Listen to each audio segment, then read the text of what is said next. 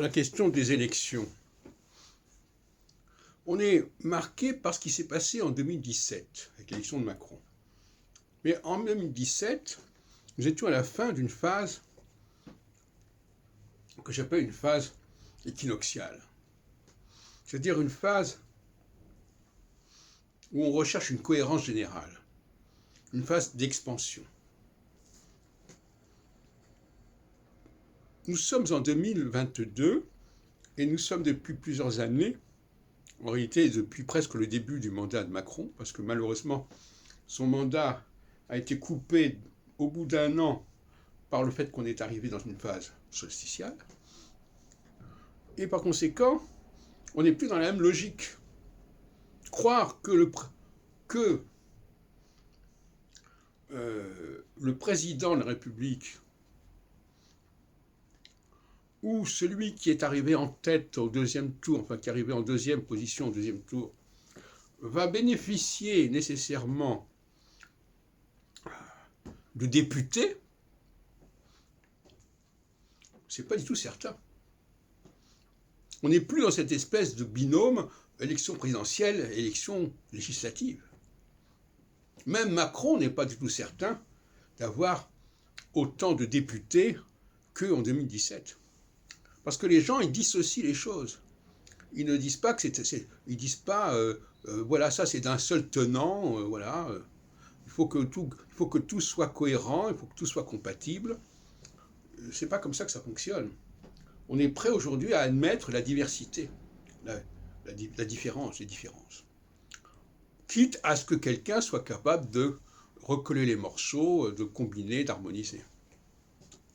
Et ça, c'est le rôle du Premier ministre, le Premier ministre, c'est-à-dire celui qui sera capable de rassembler un maximum de députés. C'est comme ça que ça se passe en Ve République. La personne qui est capable de rassembler autour d'elle un maximum de députés sera le Premier ministre, s'imposera comme Premier ministre, point final. Alors, donc finalement, toute la question, c'est le profil du Premier ministre. Est-ce qu'il y a quelqu'un qui est capable de rassembler ces différents partis? Les élus, les élus qui sortiront au mois de juin des élections législatives.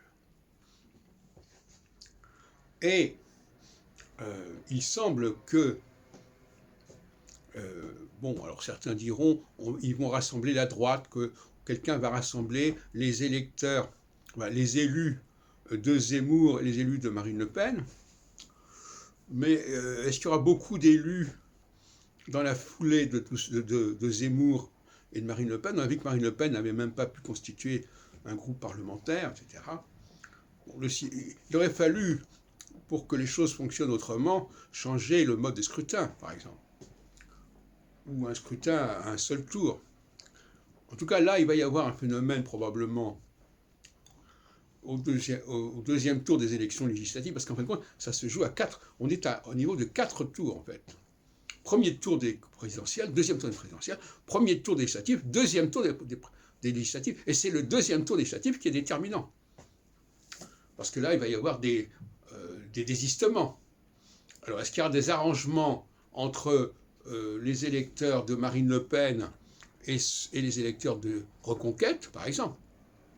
Ce qui permettrait de renforcer, effectivement, de donner plus de chances de victoire au quatrième tour à cette combinaison RN Reconquête. Bon, donc finalement, le quatrième tour est fondamental. Donc, soit la droite sera capable de trouver une politique de désistement mutuel RN Reconquête, et à ce moment-là, elle a des chances, soit elle n'en est pas capable, et chaque candidat va rester en lice au quatrième tour, du moment qu'ils sont au-dessus de la barre d'élimination, ou alors, effectivement, ce que j'ai envisagé aussi, bien sûr, une alliance entre les Républicains et la République En Marche. Là aussi, on va avoir un problème d'alliance et de désistement.